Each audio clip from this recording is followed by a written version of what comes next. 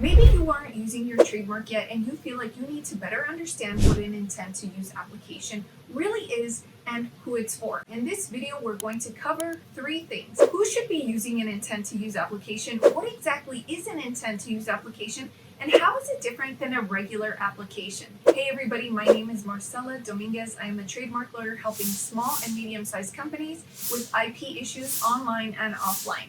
Intent to use applications is what we're going to cover in today's video. Make sure you stay till the end for the last and most important tip that you don't want to miss. First things first, what is an intent to use application? Maybe you're somebody who's not using a mark yet, but you're wondering if you can submit a trademark application. You see, I get calls from applicants all the time that say, Marcella, I really need to secure this name. I want to secure this name. I know somebody else is trying to beat me to the punch. They're trying to use it. They're trying to market. They're trying to create social media pages. And I don't want them to do that. I want to be able to put a stop to them doing that. It's going to affect my own brand. Tell me what to do. And so an intent to use application is perfect for those people who have not yet started using a trademark, but who know that they will end up using a trademark within at least 3 years. Now, why 3 years? Well, you see, when you file an intent to use application, you're going to have to eventually start using the trademark. You can't just file an application and say, I'm definitely going to secure my trademark. The USPTO does not work like that.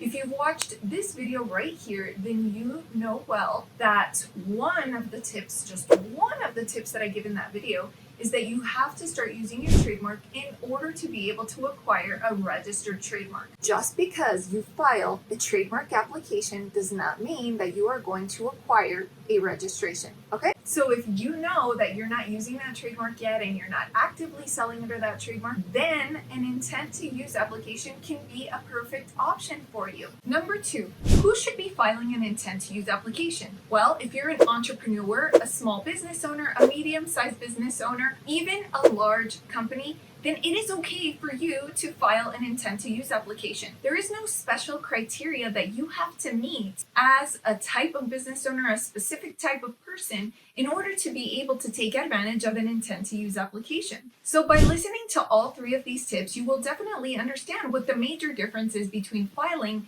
an actual use application versus an intent to use application. But as I mentioned already, you don't have to be a small business owner or a large company or a specific type of service in order to file an intent to use application. It's available to everyone and to anyone. I definitely encourage you to listen to all 3 parts of what I have to mention in this video to make sure that an intent to use application is right for you. Because even though you might be an entrepreneur, you might be a small business owner, and you definitely check this box that we're talking about right now, you might not meet the next criteria that we are going to talk about. So when would you use an intent to use application? If you are somebody who is already selling a product or a service under a particular brand, then you would not use an intent to use application. If you're somebody who already has a website, and let's say you're a dentist, a lawyer, a doctor, and you're offering a particular type of service, and you're advertising that service through your website or say through a social media page, and people are actively buying your service on a rather consistent basis, either because they call you, they schedule appointments with you,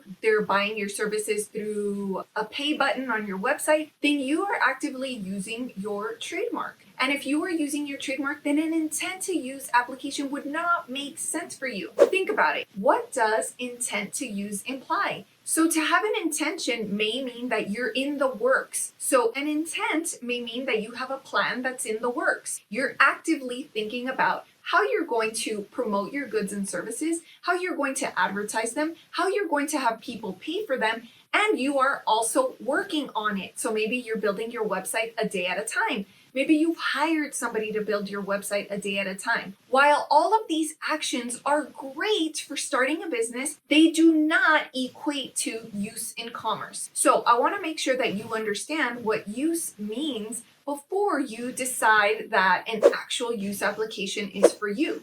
And if that's the case, you need to watch this video right here to make sure that you meet the definition of use in commerce. Because if you do, then you want to stay off of this video. You do not need to be using an intent to use application. So is an intent to use application right for you? If you are somebody who has thought about this name that you really want to protect, it's been on your to-do list for a really long time, you're planning on how you currently have a marketing plan in place, but you haven't executed it, or maybe you're brainstorming, or maybe you don't even want to start selling or pursuing the act of having a business until you know whether that name is viable with the trademark office, then you are in the right place, because then you do want to fully understand an intent to use application before you file one. So just to recap, because this is very, very important, if you have use in commerce, then you would file an actual use application. If you do not have use in commerce and you only have a plan about how you're going to market, a plan about how to advertise,